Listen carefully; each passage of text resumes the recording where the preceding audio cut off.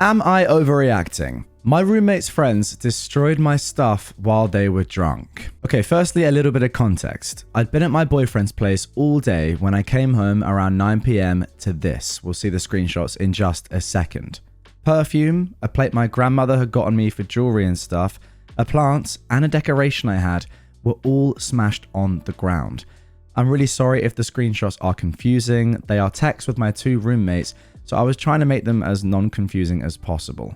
I didn't block out the names of the two guys who did it because it would have made the story really hard to follow if you didn't know who had done parts of it. But I'm genuinely just really worked up about this whole thing. I know not that much stuff broke, but I'm honestly just really angry about it. Okay, so here was OP's messages to their first roommate showing the damage. And first of all, as you can see, this isn't just a little bit of damage. This is a lot, right?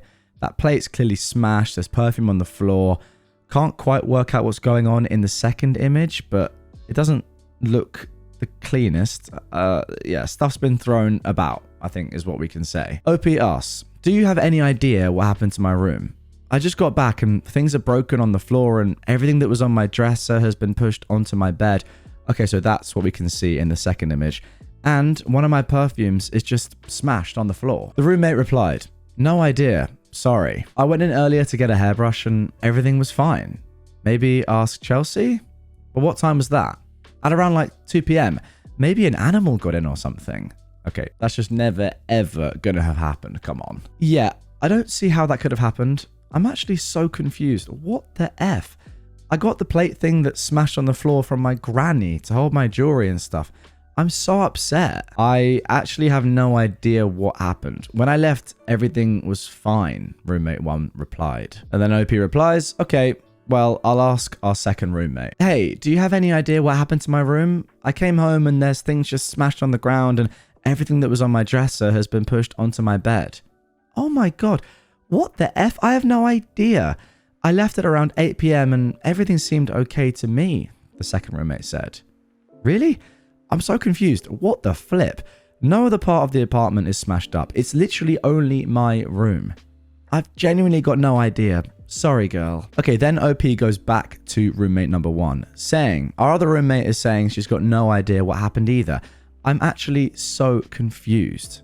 Roommate number 1 then says, well, show me what roommate number 2 said. So OP sends a screenshot and roommate number 1 replies with 2 thinking emojis. Well, roommate number 1 had a group of like 6 people over and they were all pre-gaming. Okay, that is the truth coming out. Then OP goes back to the second roommate and says, did you have people over today? Yeah, just from like 5 until 8 when we left. Why? Well, roommate 1 said you were all drinking. Is that what happened to my room? Like, was someone drunk and something happened? If that's what happened, can you just tell me? Sorry, I didn't know how to tell you. Okay, well, what exactly happened? Because, like, what? Okay, I had some people over for drinks. Daniel and Connor were already drinking before they got here, so they were pretty tipsy. At some point, they asked me who my roommates were. So I said you and roommate 1. After I said your name, they just started talking about how weird they thought you were and how you were annoying and they don't like you and stuff. And they were laughing and stuff, so I just thought they were joking, but then Connor got up and started walking towards the bedrooms and stuff. And he asked me which one was yours. And I told him. And he went in there and it was just quiet for like 30 seconds. And then we all just heard stuff smashing off the ground. And we went in to see what he was doing. And it was the stuff you sent me in the picture. Broken on the ground. And all the stuff on your dresser shoved off. And it was Daniel that broke your perfume. When we all went in and Daniel saw what Connor had done, he picked up a perfume that had fallen on the ground and just kept banging it against your wall until it broke. And I tried to get them to stop, but they just kept laughing and saying you deserved it. What's wrong with these people? Eventually, we all left and went out to a club. Wow. Are you being freaking serious? OP replied. I've literally had about one freaking conversation with both of them. Why did you tell him which room was mine and why did you just let him go in? That's so freaking weird. Like, what? And then you have the audacity to lie to me when I asked you what happened. If roommate 1 didn't tell me you had people over, you literally never would have told me. Do they plan on paying me back for the damage they've caused? Multiple of my things are broken. I genuinely don't give a frick about whatever excuse you're typing for them. I want everything they've broken either replaced or the amount of money it makes up altogether. I don't even know if I can go down a legal route with this, but I'm gonna find out. Get me my money, and I'm being freaking serious. Roommate 2 replied, it only happened because they were drunk. They wouldn't have done something like that sober. I don't think they meant for it to get that bad. And I would have told you eventually, I just didn't know how to bring it up. Don't take any action yet, please. Don't go to the police or anything. Wow, your roommate is dumb. I know what I do when I'm drunk and I really dislike somebody that I've met once. I go into their room and smash everything up. No, it's just never a thought that's ever crossed anyone's mind. Doesn't matter if you're sober or you're drunk, like you're not going to do it. The point being, if you were going to do it when you're drunk, they probably would have done it sober as well. Like being drunk is not an excuse. You don't go suddenly, oh yeah, I've had a few drinks, I'm now going to smash up somebody's room. You would have done it anyway. These people are just frankly horrible, clearly. OP replied, get me the money or I'll send you a list of everything that's broken and they can replace it. I don't care how you do it. Just fix it. You literally didn't even bother to try and hide it. You just left it with everything broken all over the place. And I don't care that they were drunk. That doesn't change anything whatsoever. Exactly. Whatever weird freaking thing they have against me doesn't explain any of this. Roommate 2 said, well, none of us have the money to replace that stuff. That perfume alone is like $150. I don't even know what to do. Okay, your friends came into my room and destroyed my stuff, and you're complaining about not being able to replace it? Look, I texted them and they said sorry. Okay, if they're that sorry, they can say it to my face. Tell them to replace my stuff or I'm going further with this whole thing. Okay, just give me a while to figure it out. Just don't do anything, please. So there we go. That is it. And here is an image of everything smashed up. Yeah, makes no sense to me. How can you be friends with people that after having a few drinks are like, I'm going to smash up somebody's room that I've never met before and then take no accountability for it?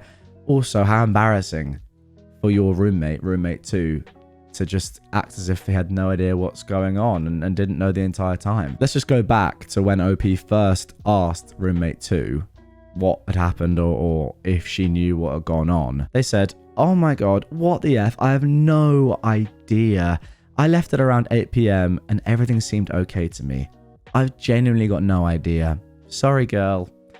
What an idiot. Anyway, to answer your question, no, you're obviously not overreacting, and I think you should go to the police about this immediately. Yes, you should get these people to, firstly, apologize, secondly, pay you back for everything, but third, this is criminal damage. Go to the police or these people are never going to learn their lesson. What is wrong with them? Also, get roommate 2 to move out of your place as soon as you can. Am I overreacting for insisting my friend board her dog? Hi Reddit. So I agreed to take care of my co-worker / friend's older dog, 10 years old, while she was on vacation for the week. I originally thought I'd be checking up on her before and after work, walking her, feeding her, the typical dog watching duties. She paid me $200 for the whole week, about $28 per day.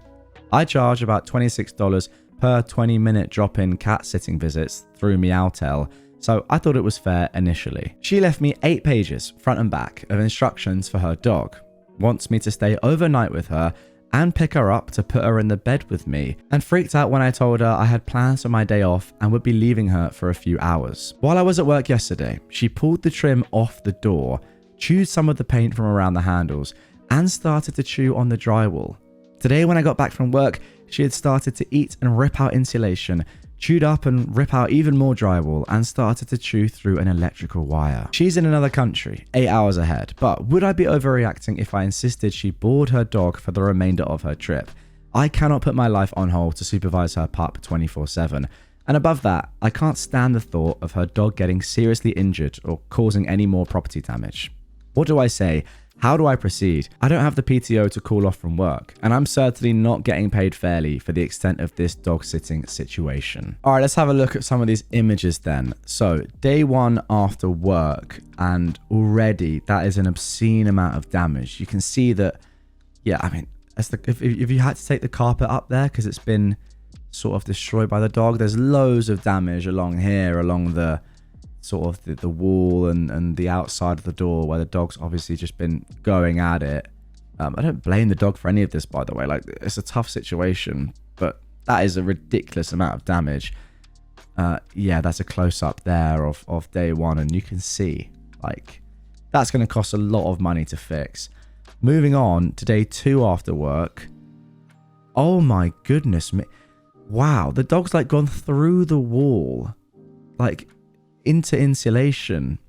I don't know, how has it destroyed that much of the wall? That's absolutely insane.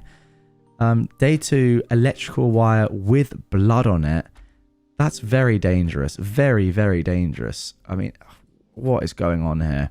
And then, yeah, close up of the possibly eaten insulation. Certainly looks eaten to me. I mean, look at all these claw marks. Yeah, obviously the dog's going to be using its teeth. Insanely dangerous stuff. Day 2, bloody scraps while cleaning. And then finally, here's a picture of the dog and a treat. Yeah, I mean, this one is pretty obvious to me. You've got to get this person. I don't know what you do. Oh, I don't know. Like, obviously, the point is, the dog cannot stay at yours anymore. It's not fair on you. It's not right for the dog, clearly. I mean, this dog is in danger of doing serious harm to itself. And maybe it was unfair of your friend to ask this much in the first place. I'm not sure about that. But yeah, you've got to get it to a doggy hotel or whatever you call it. As for how you actually practically do that with your friend being that far away, I don't know. If you've got any ideas, drop them in the comments down below. But I would just give them a call and say, look, I can't do this anymore. My house has been destroyed. Like, something has to change right now. Or, I don't know. But this is the thing. What is the alternative? It's a shame. Such a cute dog. But yeah, something has to be done. Are you overreacting? No, the dog is destroying your house and potentially will destroy itself. Am I overreacting for not wanting to be a bridesmaid after being handed a weight loss plan by the bride? Wow.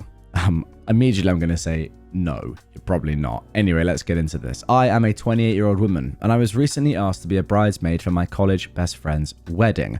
I was genuinely touched until she sent us our wedding prep kits. Inside mine, a diet plan, a motivational water bottle, and a note that said, "Let's all look snatched for the big day. You got this," bicep emoji. I was floored. I'm a size 12, healthy, active, and not at all interested in losing weight for anyone, much less to fit into her aesthetic. Why, you're size 12? I mean, not that it really matters what size you are, but arguably it is even more crazy that she's asking you as someone who is a size 12, healthy and active, to lose weight. It would still be just as crazy if you were heavier, but that is even more deranged. I mean, they're both not great, but you know what I mean here. I texted her privately, trying to be civil. Hey, I'm not comfortable being handed a diet plan. I'd rather not be in the bridal party if my appearance is an issue. She responded, "Oh my god, don't be so sensitive. I gave one to all the girls. It's about looking cohesive, not shaming anyone. Except, turns out only I and one other bridesmaid, who's also mid-size, got that version of the kit." I bowed out, and now I'm being labelled the dramatic one in our group chat. She even told mutual friends I, quote, quit over a water bottle. So, am I overreacting for standing up for myself and saying no? No, you're not. You did the exact right thing. This woman is a disgrace. I mean, as a guy, I'm not entirely sure what denotes each size, if this is accurate or not. But, and again, this isn't the point of, like, it doesn't matter how big somebody is or small they are if you're giving them a weight loss program. There's the fact that this is, and again, this might not be right, but just on this random website, this is a size 12 woman.